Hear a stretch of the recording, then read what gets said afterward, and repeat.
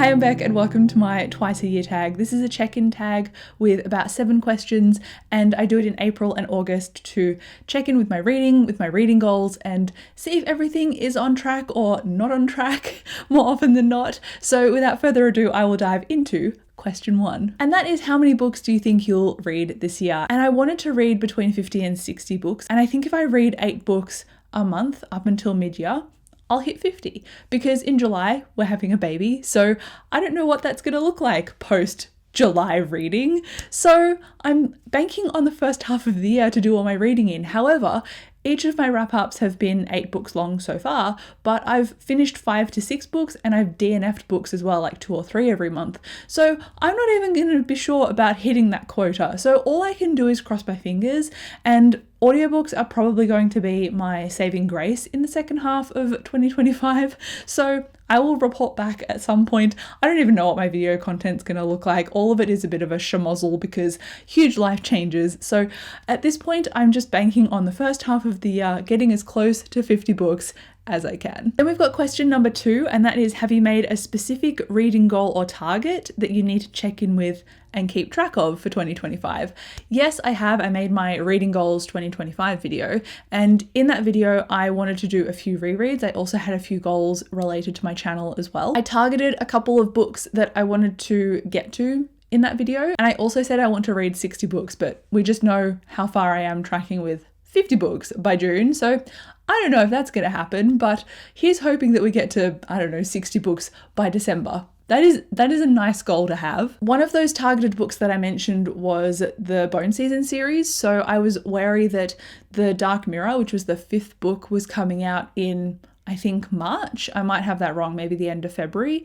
And I wanted to do my reread in time for that book coming out. However, I DNF'd the 3rd book, The Song Rising, and I talked about it in a currently reading check-in video, so I can link that if you're interested. But ultimately the series just was not gripping me how I wanted it to, even though it was a reread. And obviously the first time through I'd enjoyed it enough to want to continue, but just something about the writing style of Samantha Shannon doesn't click with me. I'm not sure why, and I think she very much fits with an older school style of fantasy that's very descriptive. And while I love descriptive fantasy, I prefer character-led fantasy, and that also makes her characters not seem fully formed, and I know they're fully formed. So something about the way she conveys her character and her writing style clearly just doesn't gel with me. So I ended up DNFing that targeted book. So do I have that to continue? No, because I cut it off my list. I also wanted to do some rereads this year, one of those being the Farseer trilogy by Robin Hobb, and I am glad to report that I am on book 3 of my reread, and there are 3 books in the Farseer trilogy. Do I want to continue reading Hobb? Because in her Elderling series there are 16 books, 4 or 5 different series. Of course I want to continue reading her, but the audiobooks are absolutely god awful, so I'm not going to be able to continue reading her for a little while. So I'm trying to shoehorn in as much Robin Hobb to the front half of 2025 as I can, so I can avoid the awful audiobooks, because I don't want to inflict that on myself. On my to be read cart, I also had a Brent Weeks book, and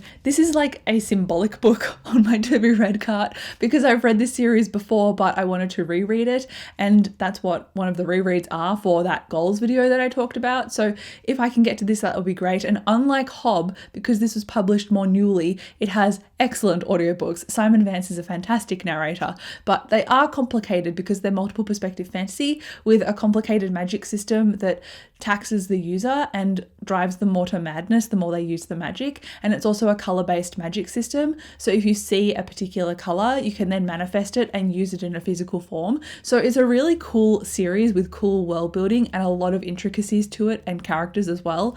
And I remember giving all of the books 4 or 5 stars in the series, and I'm hoping that my reread does the same thing, because it's been a while since I've read this and I figured it was time to go back to it. So that is targeted for the end half of 2025. So the fact that I haven't got to it yet and it's only my April check-in for the twice a year tag, this is fine. I'm more than happy with this. If I check in August and I haven't touched this, I might be a bit more concerned. The channel related goals that I mentioned as well, I should probably note that there were vlogs and reviews. So I wanted to do more vlogs just in general, and I have done 2 during March, so that was a win, and I plan to do more during April and as often as I can.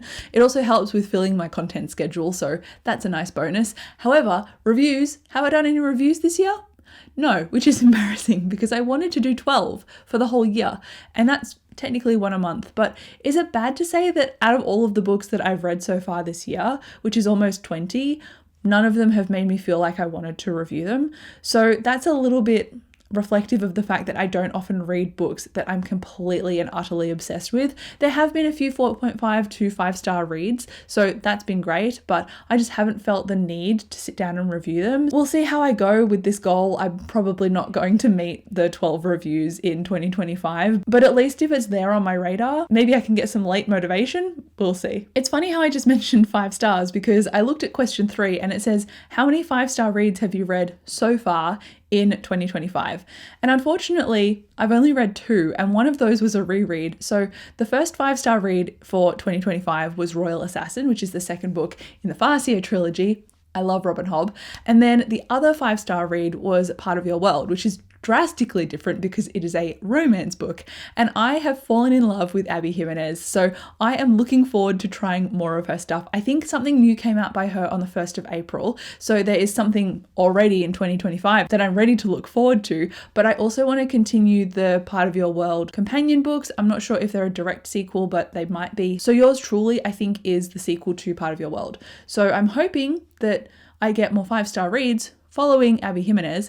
The rest of the time, I've got no idea. The only other 5-star that I'm projecting is an anticipated release, but one of the questions later asks about that, so I'll leave that until a bit later in the video to talk about. Question number 4 is, what is a popular book that you own that you haven't read yet? I've got a very small TBR, like under 10 books, so there are audiobooks and physical books behind me, and so out of those, I'd probably go A Pirate's Life for Tea, because even though it's not a massively overhyped popular book, I feel like I've seen this talked about on a couple of different channels, and in the cozy fantasy space, this series is referenced a little bit, so it seems popular, I guess. It's a sapphic romance centering a mage and a queen's guard, and they both run away and start their own tea shop. It's adorable and it's slice of life, but it didn't have enough tension for me to give it more than a 3.5 stars for the first book. So with this book, I'm not in a super rush to get to it, and I'm just waiting on my random number generator, which I use in my monthly to be read videos, to choose this. So I'm not in a huge rush, like I said. This is more sapphic romance, except this time it has pirates, and it also has the 2 characters from the first book, so it's not a companion, it is a sequel, and I'm looking forward to seeing where this story goes because I quite like pirates if they're done well. Question number 5 is, do you want to reread anything in the next few months? Yes, obviously, aside from Robin Hobb, I also want to reread the Dresden Files because embarrassingly I've let that one slide. I got 15 books into the series and then just stopped reading for no particular reason other than I just got distracted, and now I need to build up my momentum again, but I can do those on audio. So those are delegated to the second half of 2025 because they are fast-paced urban fantasy about a wizard detective, and I feel like I could listen to those pretty well on audio while nursing a newborn. Who knows? I don't know what I'm going to be like, but that is my general plan. Dresden 2025 is in the second half of the year. I'm also currently amongst my Rick Riordan reread, so I talked about a few of those books in my recent March wrap-up, so go and check that out if you are keen, but I'm rereading the Trials of Apollo series, which is a 5-book series about Apollo, who's cast out of Olympus by Zeus and has to go on quests because he's now a 16-year-old boy, and you've got recurring characters from the previous 2 Percy Jackson series, so that's really fun to recount and reread. And then also I want to reread the Magnus Chase books, but I didn't want to do it out of the timeline, and I'm pretty sure Magnus Chase is set after, or at least maybe concurrently with the Trials of Apollo series. I'd have to look back at the publication dates, but either way I want to feel the completion, so I'll finish Trials of Apollo and then I'll move on to Magnus Chase. And again, all of those are really good to do on audiobook, which is my priority of how I enjoy them. And now we are on question 6, which is, what new release are you anticipating for the second half of the year? So we've come to the anticipated releases section of this video, and the one that I wanted to spotlight is probably one that has been talked about a little bit across different booktubers, and for good reason, because this series is fantastic and it is The Strength of the Few by James Islington, and he wrote The Will of the Many, pretty much one of my favorite books of 2024, and therefore I am chomping at the bit to get this released, but it doesn't come out until the 11th of November. And initially I thought it was May, then it got moved to September, and now it's been pushed back to November. So I am having a crisis over here about that. But this is one that I wanted to read physically, so it's probably good that it's been pushed out a little bit, so I've got time to reread the first book before going into the sequel. Another one that I'm looking forward to is The Enchanted Greenhouse, and this is not a sequel but a prequel to The Spell Shop, and it's a cozy fantasy. In The Spell Shop we follow a librarian and she's got a sentient houseplant named Kaz, and this Enchanted Greenhouse story follows Kaz's origin story. So if that's not convoluted enough for you to follow, I'm just looking forward to the cozy vibes, the magic, and seeing where Kaz's fruits came from, which is not supposed to be a pun, but I realized because he's technically a plant. Anyway, I'm looking forward to that coming out. I think it's later in the year. It could be July or onwards. So I want to also read that physically. So I don't know how I'm going to go with that. Trying to read a book while nursing a newborn is not going to be something I'm able to do, surely. I've then got two more anticipated releases. One you'll probably have heard of, and the other one is a little bit more under the radar. So I'll start with the one that you have probably heard of, and that is The Devils by Joe Abercrombie, which is coming out in early May. And it says that Brother Diaz has been summoned to a sacred city where he is certain a commendation and grand holy assignment awaits him. But his new flock is made up of unrepentant murderers, practitioners of ghastly magic, and outright monsters, and the mission he is tasked with will require bloody measures from all of them in order to achieve its righteous ends. Elves lurk at our borders and hunger for our flesh, while greedy princes care for nothing but their own ambitions and comfort. With a hellish journey before him, it's a good thing Brother Diaz has the devils on his side. How sick does that sound? I loved a bunch of Joe Abercrombie's books. Later on, it got a bit convoluted for me and I didn't love it as much. And I've noticed a pattern, so I'm hoping that I love this first book, and then when the sequel is released, I also love the sequel. That will give me a good indication of whether I'm going to like the third book, or however long this series is, in the Devils series. I don't know if it's a series or standalone, actually. I should probably look into that. But Joe Abercrombie tends to write fantastic first books. I adored A Little Hatred, and I adored also the first Blade, the Blade itself. Beyond that, I found things enjoyable, but a little left of center to what I enjoyed. And I really like Grimdark. He tends to write really gritty fantasy. And one of my favorite characters in the First Law series that he wrote was a soldier and a hero who was maimed and tortured and then now had become the torturer for the throne himself. So the fact that we get to see this dark villain become basically a main character, I don't know why I was invested in him, but I was so invested in him. So I'm hoping that there can be that dark twistiness to the Devils as well. And judging by the synopsis, it sounds like Brother Diaz has demons and darkness on his side, so I'm looking forward to how all of that goes. The other book that is coming out, I think also in May, is a dark academia, and it's called The Incandescent. And this one, it says Dr. Walden is the director of magic at Chetwood Academy and one of the most powerful magicians in England. Her days consist of meetings, teaching A-level invocation to 4 talented, chaotic sixth formers, more meetings, and securing the school's boundaries from demonic incursions. Walden is good at her job. No, Walden is great at her job. But demons are masters of manipulation. It's her responsibility to keep her school, with its 600 students and centuries-old legacy, safe.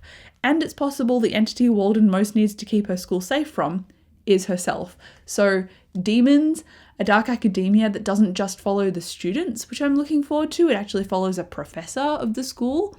I'm keen to try this one out because dark academia has been hit or miss with me, so I'm looking forward to seeing where this one falls. And that brings us to the last question, question 7 of this twice a year tag. So please do this tag me, let me know if you've done it. I would love to know. This is my original created tag. But question 7 is, what are you planning to pick up next? And do you think it will be 4 stars or above in its rating? And I am currently reading a really promising fantasy book. So before I filmed this video, in my schedule, this is technically what I was going to pick up next. So am I cheating the question? Maybe. And that is The Silver Blood Promise. And this one follows a card sharp named Lucan.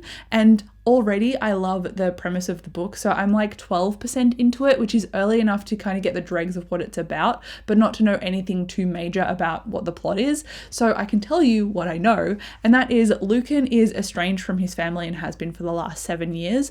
And that is because there was a duel and he was at this magic academy. He's since been kicked out and his father sided with the academy on this stance of estranging him and getting rid of him.